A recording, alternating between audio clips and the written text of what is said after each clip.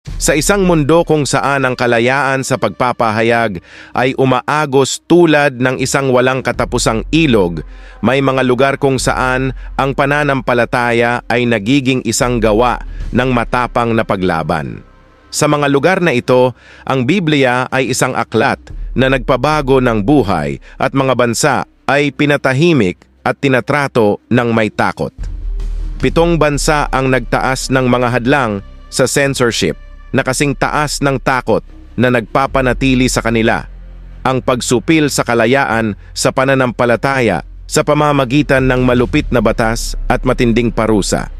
Minamahal na tagapakinig, dinadala tayo ng dokumentaryo na ito sa pinakamadilim na lugar sa mundo, kung saan ang katotohanan ay tinutugis at ang ebanghelyo ay itinuturing na isang mapanganib na lihim. Gayunpaman, kahit na sa mga madilim na lugar na ito, ipinapakita sa atin ng lakas ng loob ng mga nahaharap sa pang-aapi na kahit na ang Biblia ay ipinagbabawal, ang kapangyarihan nito ay nananatiling malakas na parang apoy na hindi mapapatay ng anumang kadiliman. Sa video na ito, ipapakita natin ang 7 mga bansa kung saan ipinagbabawal ang Biblia at ang kalayaan sa relihiyon ay mahigpit na kinokontrol. Ipapaliwanag namin kung paano ipinatupad ng mga pamahalaang ito ang mga mahigpit na batas upang limitahan ang pagsasagawa ng pananampalataya at tuklasin ang mga dahilan sa likod ng mga pagbabawal na ito. Samahan kami sa pagsusuri sa mga bansang ito na nakikita ang Biblia bilang isang banta. Bago tayo magsimula, iniimbitahan kita na mag-iwan ng like, subscribe, at activate ang mga notification para alertuhan ka ng YouTube sa tuwing mag-publish kami ng bagong video. Ngayon, magsimula tayo. Sa buong kasaysayan, ang Kristyanismo ay nahaharap sa pag-uusig sa iba't ibang panahon at lugar, mula sa Roman Empire, kung saan ang mga Kristiyano ay itinapon sa mga leon hanggang sa Middle Ages na minarkahan ng Inquisition. Sa modernong panahon, lumitaw ang mga bagong anyo ng pag-uusig. Ang ilan ay banayad at ang iba ay tahasang-tahasang, kung saan ang simpleng pagbabasa ng Biblia ay maaaring magdulot ng buhay ng isang tao. Sa ilang bansa, makikita ang Biblia na sumasagisag sa pananampalataya at pag-asa para sa marami, bilang simbolo ng paglaban at panganib. Bagamat ang kalayaan sa relihiyon ay isang pangunahing karapatan na kinikilala sa buong mundo, sa ilang mga rehiyon, ang karapatang ito ay brutal na ipinagkakait para sa mga kadahilanang mula sa kontrol sa politika hanggang sa pagtatanggol sa isang nangingibabaw na pagkakakilanlan sa relihiyon. Alamin ang tungkol sa 7 bansa kung saan ipinagbabawal ang pagkakaroon ng Biblia. Una, North Korea. Sa Hilagang Korea na pinamamahalaan ng totalitarian na rehimen ng Kim Dynasty mula noong 1948, ang Kristyanismo ay tinitingnan bilang isang banta sa ganap na kapangyarihan ng pinakamataas na pinuno. Ang ideolohiyang Juche na sumasamba sa pinuno ay humihiling ng lubos na katapatan sa pamahalaan at sa dakilang pinuno. Sa makatuwid, ang anumang relihiyon na nagmumungkahi ng pagkakaroon ng mas mataas na awtoridad ay itinuturing na subversibo. Ang Biblia ay ganap na ipinagbabawal. Ang pagkakaroon ng Biblia sa Hilagang Korea ay itinuturing na isa sa pinakamalubhang krimen. Ang mga parusa para sa mga nahuling may Biblia ay malubha at maaaring kabilangan ng pampublikong pagpatay, ginamit bilang babala sa iba, o pagkakulong sa mga forced labor camp na kilala bilang kwanliso. Sa mga kampong ito, ang mga bilanggo ay nahaharap sa hindi makataong mga kondisyon tulad ng sapilitang paggawa, mahinang nutrisyon, torture at psikolohikal na pang-aabuso. Ang mga kampong ito ay nagpapatakbo bilang pangmatagalang mga sentro ng pagpuksa na may kakaunting mga tao na nabubuhay. Ang mga patotoo mula sa North Korean defectors ay nagpapakita ng kakilakilabot na naranasan ng mga Kristiyano sa bansa na ikinagulat ng internasyonal na opinyon ng publiko. Sa kabila nito, nananatiling kritikal at mapaghamong ang sitwasyon ng mga Kristiyano sa Hilagang Korea na nagtataas ng mga katanungan tungkol sa responsibilidad ng pandaigdigang komunidad na protektahan ang mga pangunahing karapatang pantao ng mga taong ito. Pangalawa, Saudi Arabia. Saudi Arabia ay ang sentro ng Islam at tahanan ng mga sagradong lungsod ng Mecca at Medina. Ang bansa ay sumusunod sa isang mahigpit na interpretasyon ng Islam na tinatawag na Wahhabism, na kumokontrol sa bawat aspeto ng pampubliko at pribadong buhay. Ang Wahhabism ay ang tanging pinahihintulutang relihiyon at anumang iba pang paniniwala, kabilang ang Kristyanismo, ay mahigpit na ipinagbabawal at itinuturing na isang malubhang pagkakasala laban sa estado at lipunan. Ang gobyerno ng Saudi ay may mahigpit na mga batas laban sa pagkakaroon ng mga hindi Islamikong relihiyosong teksto. Ang mga batas na ito ay ipinapatupad ng mga relihiyosong pulis na kilala bilang mutawa na nagpapatrolya sa mga lansangan at pampublikong lugar upang matiyak ang pagsunod sa mga pamantayan ng relihiyon. Maaaring arestuhin ng mutawa ang mga taong nagtataglay ng Biblia o nagsasagawa ng anumang relihiyon maliban sa Islam. Ang mga kahihinatnan ng pagiging nahuling may Biblia ay malala. Ang mga dayuhan ay maaaring arestuhin, tanungin, i-deport at sa ilang mga kaso isailalim sa corporal punishment. Para sa mga mamamayan ng Saudi, maaaring kabilang sa mga parusa ang mahabang sentensya sa bilangguan sa ilalim ng malupit na mga kondisyon. Ang mga dayuhang Kristiyano, karamihan sa mga migranteng manggagawa mula sa mga bansang tulad ng Pilipinas, India at Ethiopia ay nabubuhay sa ilalim ng patuloy na pagbabantay. Alam nilang hindi nila maipahayag sa publiko ang kanilang pananampalataya at kailangang gumawa ng matinding pag-iingat upang itago ang anumang senyales ng Kristyanismo kahit na sa bahay. Ang isang halimbawa ay ang ulat ng isang dayuhang manggagawa na kinailangang itago ang kanyang Biblia sa mga lihim na silid sa kanyang bahay sa takot na baka mangyari ang hindi inaasahang pangyayari. Pagbisita mula sa mutawa ay magbubunyag ng kanyang pananampalataya. Nakakapagbasa lang siya ng Biblia sa gabi kapag natitiyak niyang walang makakakita sa kanya. Ang patuloy na pagbabantay na ito at ang takot sa paghihiganti ay ginagawang lihim at mapanganib na gawain ang pagsasagawa ng Kristyanismo. Sa kabila ng matinding paghihigpit at mga panganib na kasangkot, maraming Kristiyano sa Saudi Arabia ang nananatiling matatag sa kanilang pananampalataya na nagpapakita ng matinding katapangan sa gayong mapang-aping kapaligiran. Pangatlo, Maldives. Sikat sa mga magagandang beach at kristal na tubig nito, Maldives. Ang katotohanan sa Maldives ay ibang-iba sa kung ano ang tila para sa mga turista. Ang bansa ay lubhang mahigpit tungkol sa kontrol sa relihiyon. Sa Maldives, ang Islam lamang ang pinahihintulutang relihiyon gaya ng itinatag ng konstitusyon. Anumang gawaing pangrelihiyon sa labas ng Islam ay itinuturing na isang seryosong pagkakasala at isang gawa ng pagkakanulo laban sa estado at lipunan. Ang konstitusyon ay nag-aatas sa lahat ng mga mamamayan na maging Muslim, at ang pamahalaan ay mahigpit na ipinapatupad ang pagkakapareho ng relihiyon. Ang Biblia at iba pang din-Islamic na relihiyosong mga teksto ay ganap na ipinagbabawal. Ang pagdadala ng gayong mga material sa bansa ay pinaghihigpitan, at sino mang masusumpungan na may Biblia ay maaaring maharap sa matinding kahihinatnan, gaya ng pagkakulong. Ang pagsasagawa ng Kristyanismo sa Maldives ay maaaring humantong sa panlipunang ostracism, pagkawala ng trabaho, at kahit na pagpapatalsik mula sa komunidad. Ang panggigipit sa lipunan ay matindi at ang banta ng pag-uulat ng mga kapitbahay ay isang palaging pag-aalala para sa mga Kristiyano na dapat panatilihing lihim ang kanilang pananampalataya. Ang ilang mga Kristiyano sa Maldives ay nabubuhay sa patuloy na panganib at paghihiwalay. Dapat silang gumawa ng matinding pag-iingat upang maiwasang matuklasan. Isang lokal na Kristiyano ang nag-ulat na isinasaulo nila ang mga sipi ng Biblia para sa pagbubulay-bulay. Dahil ang pagkakaroon ng pisikal na Biblia ay lubhang mapanganib. Para sa mga Kristiyanong ito, ang pagsasagawa ng kanilang pananampalataya ay isang tahimik at mapanganib na gawain.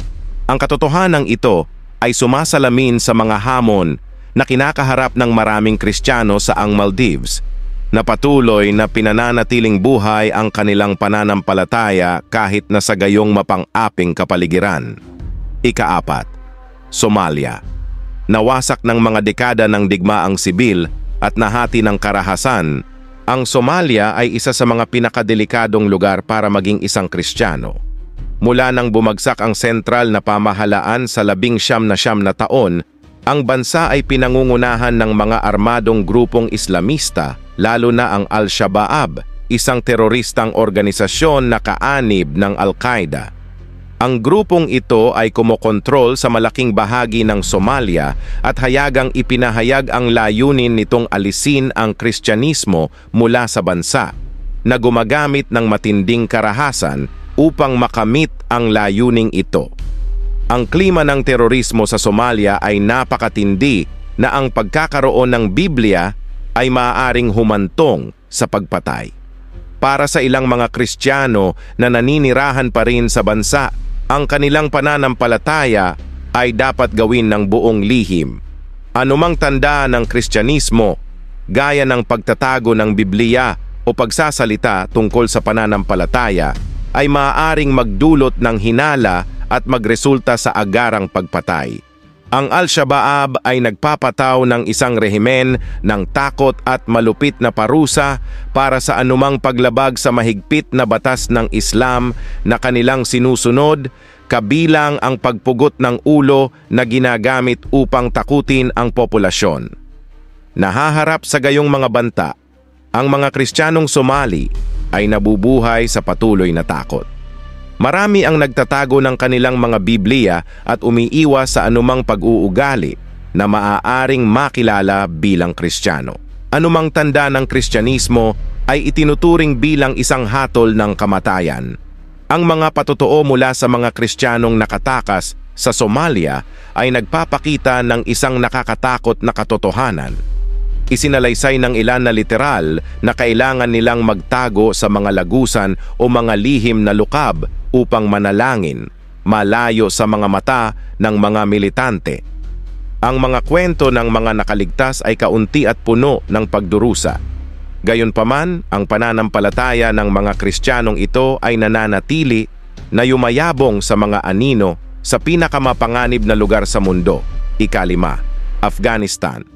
Kilala sa mahabang kasaysayan ng mga salungatan, ang Afghanistan ay naging isa sa pinakamapanganib na lugar para sa mga Kristiyano, lalo na pagkatapos na mabawi ng Taliban ang kapangyarihan sa loob ng 2021. Ang grupo na sumusunod sa napakahigpit na interpretasyon ng Islam ay namumuno sa Sharia bilang legal na pundasyon ng bansa. Ayon sa batas na ito, ang pagbabalik loob mula sa Islam tungo sa Kristyanismo ay itinuturing na apostasya na may parusang kamatayan. Sa ilalim ng pamamahala ng Taliban, ang anumang pagpapahayag ng pananampalatayang Kristiyano ay nakikita bilang isang pagtataksil sa nangingibabaw na relihiyon at isang banta sa kaayusan ng lipunan.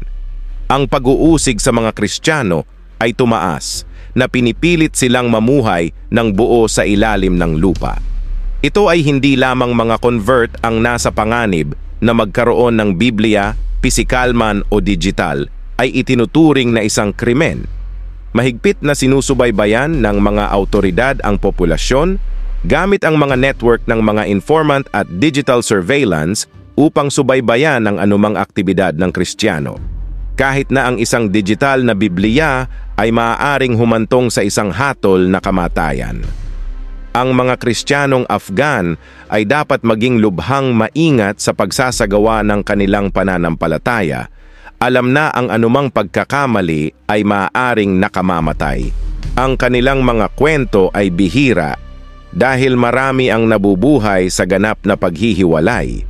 Ang isang kapansin-pansing salaysay ay tungkol sa isang Kristiyano nagbagong loob na iniulat ng kanyang sariling kapatid pagkatapos magbalik loob.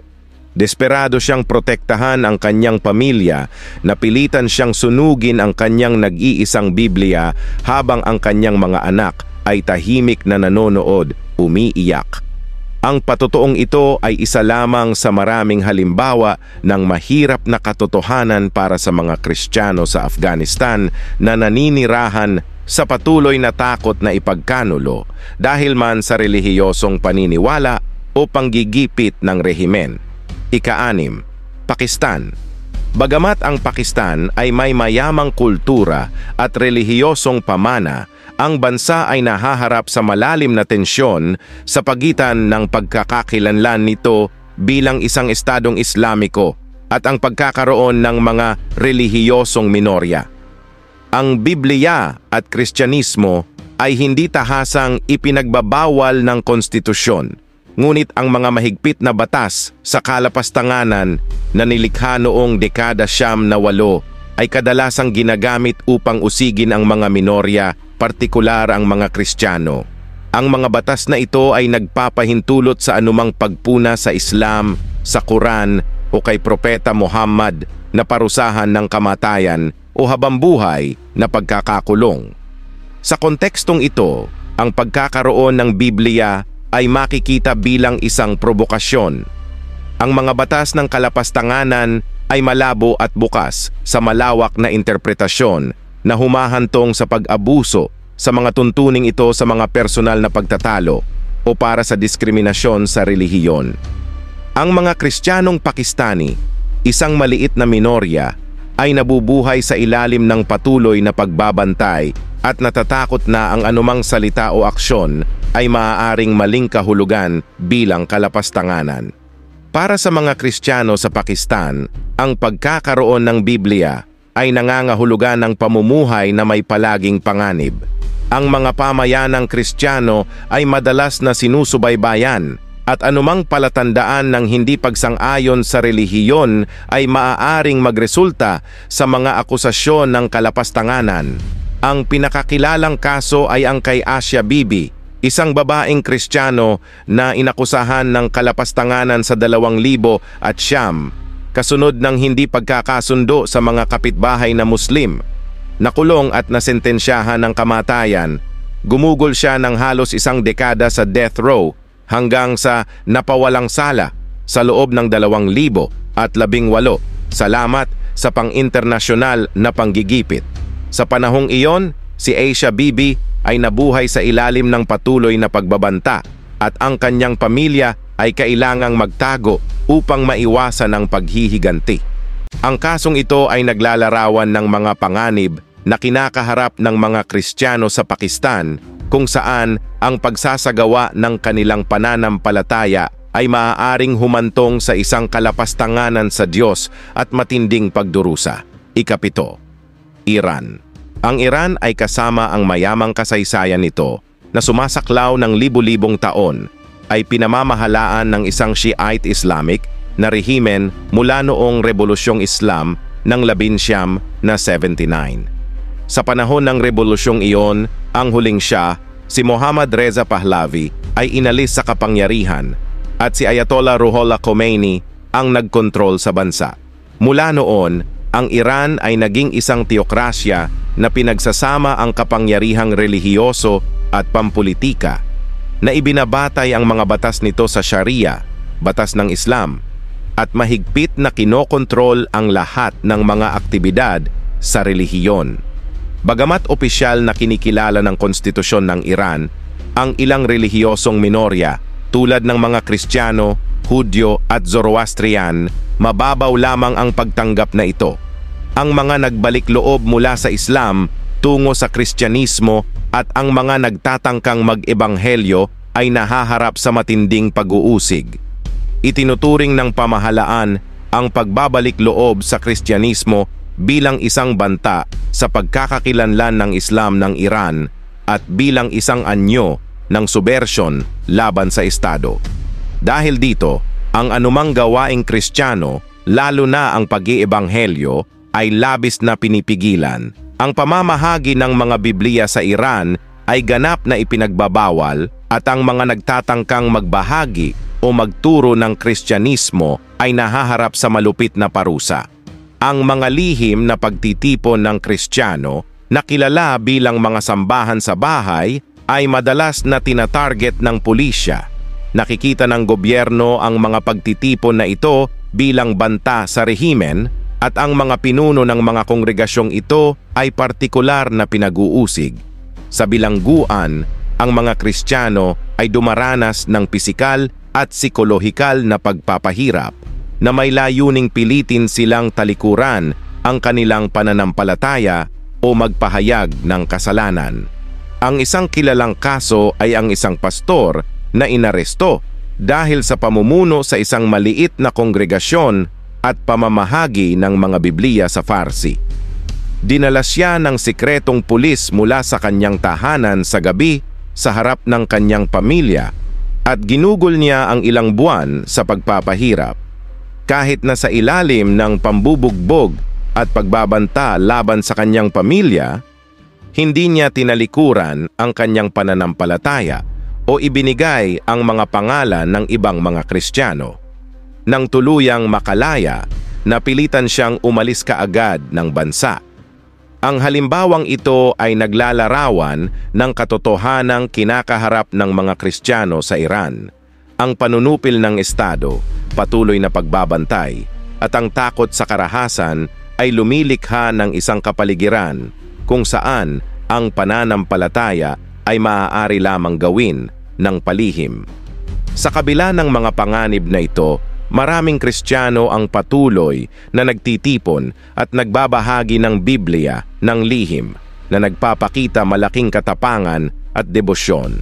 Ang kanilang pananampalataya ay nananatili kahit sa ilalim ng pinakamahirap na kalagayan na umuunlad sa gitna ng panunupil ng isang rehimeng naglalayong puksain ito. Minamahal na mga tagapakinig, nakakasakit sa pusong isipin na bagaman marami sa atin ang may kalayaang magbasa ng Biblia, milyon-milyong tao sa buong mundo ang nanganganib. Kanilang buhay upang ma-access ang sagradong aklat na ito. Ito ay dapat mag-isip at pahalagahan natin kung ano ang mayroon tayo. Kadalasan, kahit na may Biblia sa ating mga kamay, hindi natin ito binabasa. At sa kabila ng pagkakaroon ng lugar na pagtitipon, hindi natin ito ginagawa. Panahon na upang tayo ay gumising at pahalagahan ang ibinigay sa atin. Gaya ng itinuro sa atin ng Panginoong Hesus, kung kanino binigyan ng marami, marami ang hihingin. At kung kanino pinagkatiwalaan ng marami, hihingin pa. Itinuturo sa atin ng talata ang isang napakahalagang alituntunin. Kung mas maraming pribilehiyo ang natatanggap natin, mas mananagot tayo para dito. Isipin kung gaano kadaling ma-access ng marami sa atin ang isang Biblia, basahin ito ng payapa, at malayang dumalo sa mga simbahan, habang sa ibang bahagi ng mundo, napakaraming tao ang nahaharap sa mahigpit na paghihigpit at pag-uusig. Kung mayroon kang pribilehiyong humawak ng Biblia habang ang iba ay hindi man lang nagtataglay nito, tanungin ang iyong sarili. Kanino sa palagay mo hihingi ang Diyos ng higit pa?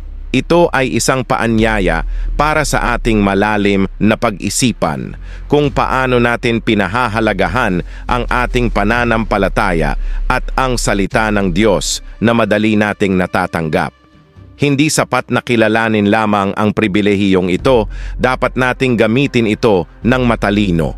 Ang madaling pag-access sa Biblia at ang kakayahang isagawa ang ating pananampalataya ay naglalagay sa atin sa posisyon ng responsibilidad. Hindi tayo maaaring maging kampante o walang malasakit. Dapat nating samantalahin ang bawat pagkakataon upang patatagin ang ating relasyon sa Diyos. Pag-aralan ang kanyang salita at mamuhay ayon sa kanyang mga turo. Minamahal na tagapakinig, huwag hayaang makalimutan ka ng kaginhawahan, ang hindi mabibiling halaga ng kung ano ang mayroon ka.